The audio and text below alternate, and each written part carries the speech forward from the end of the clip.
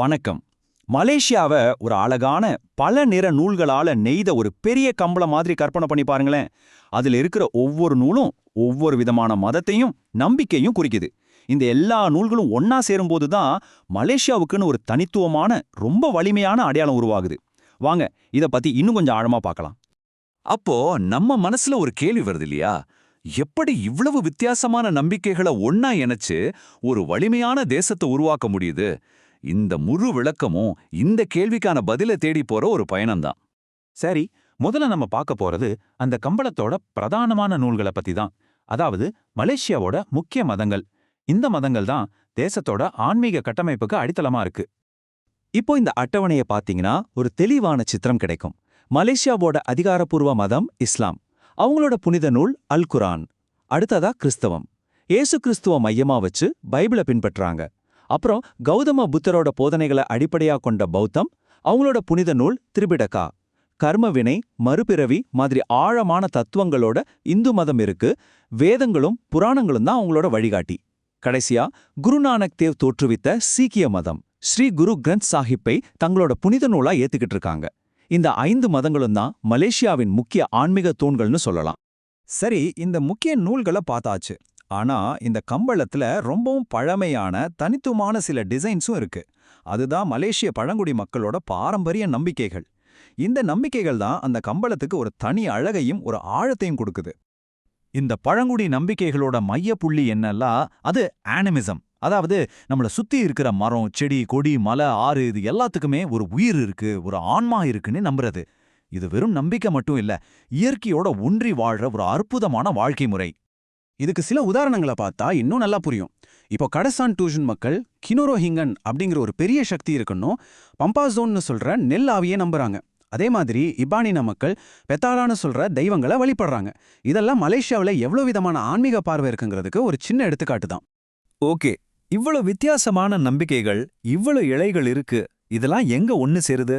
வழிபாட்டு தலங்கள்ல தான். மசூதி, கோவில், சர்ச்னு இந்த இடங்கள் வெறும் கட்டிடங்கள் இல்ல, வெவ்வேறு நம்பிக்கைகள் ஒன்னா சந்திக்கிற புனிதமான இடங்கள்.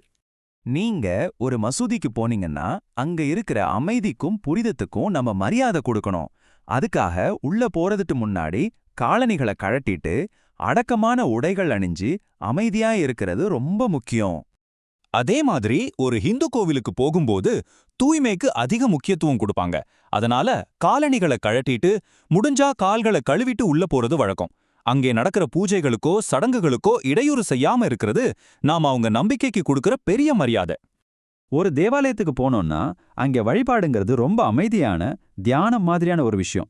அதனால முறையான உடை அணிஞ்சுகிட்ட வழிபாடு நடக்கும்போது அமைதியா இருந்தாலே போதும். அதுவே நாம அவங்க நம்பிக்கையை மதிக்கிறோன்னு அர்த்தம். சீக்கியர்களோட புனிதத்தலமான குருத்வாராவுக்கு போகும்போது மரியாதை நிமித்தமா தலையை ஒரு துணியால மூடிக்கணும். அது மட்டும் இல்லாம புகையிலை, மது இந்த மாதிரி விஷயங்களை தவிர்ப்பது அந்த இடத்தோட புனிதத்தை பாதுகாக்கும். ஒரு பௌத்த ஆலயமான வாட்டுக்குள்ள போகும்போது புத்தர் சிலைக்கு மரியாதை செலுத்துறதும் காலணிகளை கலட்டுறதும் அவசியமான ஒண்ணு. பாத்தீங்களா, இந்த ஒவ்வொரு சின்ன செயலும் அடுத்தவங்களோட நம்பிக்கையை நாம மதிக்கிறோன்னு காட்டுது. இதுதான் நம்ம தேசிய கம்பளத்தோட நூல்களை இன்னும் இறுக்கமா பிணைக்குது.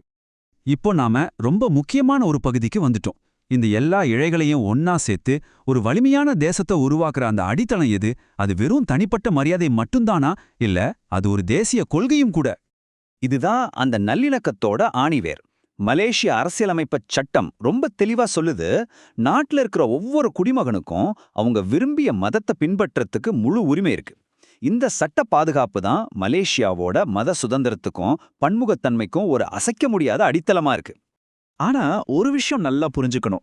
சட்டம் ஒரு பக்கம் இருந்தாலும் நம்ம ஒவ்வொருத்தரும் அடுத்தவங்களோட நம்பிக்கைகளையும் சடங்குகளையும் மதிக்கிறது தான் நாட்டுல அமைதி நிலவ மிக மிக அவசியம். சொல்லப்போனா இந்த பரஸ்பர மரியாதை தான் அந்த ஆன்மீக கம்பளத்தை பிரியாம இறுக்கமா பிடிச்சிருக்கிற உண்மையான பசை. ஆக கடைசியா ஒரு கேள்வி. நாம எல்லாருமே இந்த பெரிய கம்பளத்தோட ஒரு பகுதி தான், ஒரு நூல் மாதிரி. அப்போ இந்த கேள்வி உங்களுக்கு தான். இந்த தேசிய கம்பளத்தை இன்னும் வலிமையாவும் இன்னும் பிரகாசமாவும் வச்சுக்க ஒரு தனி நபரா நம்மளோட பங்கு என்னவா இருக்க முடியும்? கொஞ்சம் யோசிச்சு பாருங்க.